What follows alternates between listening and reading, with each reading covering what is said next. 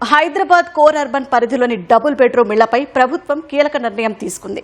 గత ప్రభుత్వం కేటాయించిన లబ్ధిదారుల్లో సుమారు 15,000 మంది అనర్హులను గుర్తించిన హౌసింగ్ కార్పొరేషన్ వాటిని రద్దు చేసి అర్హులకు కేటాయించే ప్రక్రియ చేపట్టింది.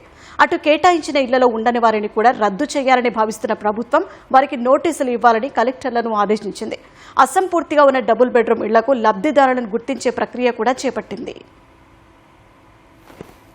హైదరాబాద్ క్యూర్ పరిధిలో అల్పాదాయ వర్గాల కోసం 1,00,000 ఎల్ఐజీ ఇళ్లు నిర్మించే ప్రక్రియ మొదలుపెట్టిన రాష్ట్ర ప్రభుత్వం డబుల్ బెడ్రూమ్ ఇళ్ల కేటాయింపుపై కూడా దృష్టి పెట్టింది. గత ప్రభుత్వ హయాంలో నగరంలో 8,500 కోట్ల రూపాయలతో 1,00,000 డబుల్ బెడ్రూమ్ ఇళ్లను మంజూరు చేసింది. వాటిలో 98,215 ఇళ్లకు టెండర్లు ఖరారు చేసి కాంట్రాక్టర్లకు అప్పగించగా నగర వ్యాప్తంగా 69,771 రెండు పడక గదుల ఇళ్లు పూర్తయ్యాయి. వివిధ ప్రాంతాల్లోని 66,127 ఇళ్లను గత అసెంబ్లీ ఎన్నికలకు ముందు లాటరీ ద్వారా లబ్ధిదారులకు కేటాయించారు. అసంపూర్తిగా ఉన్న ఇళ్లను పూర్తి చేసి వాటిని కూడా కేటాయించేందుకు కసరత్తు చేస్తున్న ప్రస్తుత ప్రభుత్వం మరోవైపు ఇళ్లల్లో నివసించని వారిని లబ్ధిదారుల్లో అనర్హులను రద్దు చేసేందుకు కసరత్తు చేస్తోంది. వివిధ దశల్లో ఉన్న డబుల్ బెడ్రూమ్ ఇళ్లను పూర్తి చేయడానికి గతంలో పనులు తీసుకున్న కాంట్రాక్టర్లు ముందుకు రాకపోవడంతో అదే రేటుతో కొత్త వారికి అప్పగించారు. వచ్చే నెలాఖరు వరకు 28,444 ఇళ్ల నిర్మాణం పూర్తవుతుందని హౌసింగ్ కార్పొరేషన్ అధికారులు చెబుతున్నారు.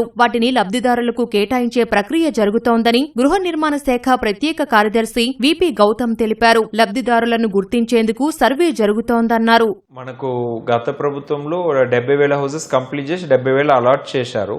దాంట్లో ఇంకా ఇన్ఫ్రాస్ట్రక్చర్ అవన్నీ కొన్ని పెండింగ్ ఉంటే మనం కంప్లీట్ చేసి బెనిఫిషియరీస్ని ఆక్యుపై చేయించే ప్రక్రియలో ఉన్నాం. అది ఒకటి. ఇంకా 30,000 ఇళ్లు అసంపూర్తిగా ఉండిపోయినాయి. పాత కాంట్రాక్టర్స్ వదిలేసి వెళ్ళిపోయారు. సో అవన్నీ కొత్త కాంట్రాక్టర్స్ ఇప్పించేసి అదే రేట్లో ₹1 కూడా ప్రభుత్వానికి ఎక్కువ ఖర్చు కాకుండా అదే రేట్లో కంప్లీట్ చేసే ప్రక్రియ చేసి ఇప్పుడు ఆల్మోస్ట్ 30,000 ఇళ్లు సెప్టెంబర్ దాకా కంప్లీషన్కి వస్తున్నాయి. వీటికి సంబంధించిన బెనిఫిషియరీ సెలక్షన్ కూడా ఇప్పుడే మొదలు పెట్టాము. ఆల్రెడీ ఇంటింటి సర్వే అనేది జరుగుతుంది. అవి కూడా వెంటనే అలాట్ చేసే ప్రక్రియలో ప్రభుత్వం ఉంది.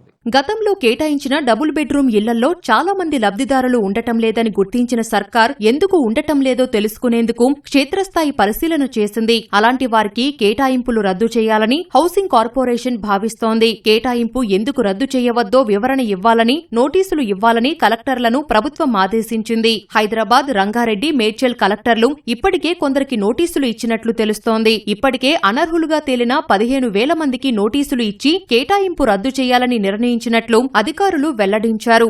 ఇల్లు లేని నిరుపేదలు లక్షల మంది ఉన్నారు.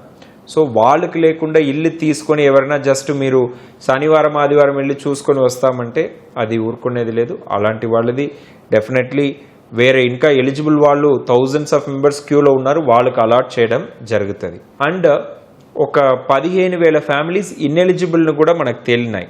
360 డిగ్రీ చేసినప్పుడు వాళ్ళకి ఆల్రెడీ ఇల్లు ఉన్నాయి. అందుకనే వాళ్ళు అక్కడ వచ్చి ఉండట్లేదు అనేది కూడా మనకు ఫీడ్బ్యాక్ ఉంది. సో అలాంటి వాళ్ళని కూడా ఇన్ఎలిజిబుల్ ఉండి వాళ్ళు అక్కడ ఉండట్లేదు అనే వాళ్ళని కూడా క్యాన్సిల్ చేయడానికి కూడా మనం నోటీస్ ఇవ్వమని కలెక్టర్స్కి ఇన్స్ట్రక్షన్స్ ఇవ్వడం జరిగింది. ఇల్లు కేటాయించినప్పటికీ అందులోకి వెళ్లకపోవడానికి అక్కడ సరైన వసతులు లేకపోవడమే కారణమని కొందరు లబ్ధిదారులు చెబుతుండగా హౌసింగ్ కార్పొరేషన్ ఆ వాదనను తోసిపుచ్చుతోంది. అన్ని వసతులు ఒకేసారి రావని క్రమక్రమంగా సదుపాయాలు మెరుగుపడతాయని అధికారులు చెబుతున్నారు.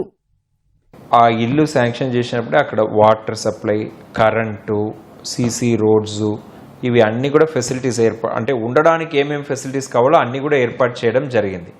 ఇన్ఫ్యాక్ట్ మీరు ప్రైవేట్గా ఇల్లు కట్టుకున్నా కూడా ఆ కాలనీలో రోడ్ రావడానికి మనం ఉండి 10 సంవత్సరాల తర్వాతనే రోడ్ వేస్తారు మున్సిపాలిటీ వాళ్ళు. సో అన్ని ఫెసిలిటీస్ ఉంటేనే మనం ఇల్లుకి పోతామంటే అట్లా ఉండదు కదా. ఇంటికి వచ్చినాక కొన్ని ఫెసిలిటీస్ వస్తాయి. కానీ ఇక్కడ కరెంటు, వాటర్ సప్లై, రోడ్స్ అన్నీ ఆల్రెడీ ఉన్నాయి. సో ఫెసిలిటీస్ అనేది క్రమం కొన్ని తక్కువ ఉంటే ఇంప్రూవ్ అవుతూ ఉంటుంది. బట్ బేసిక్ ఫెసిలిటీస్ అయితే అన్నీ ఉన్నాయి.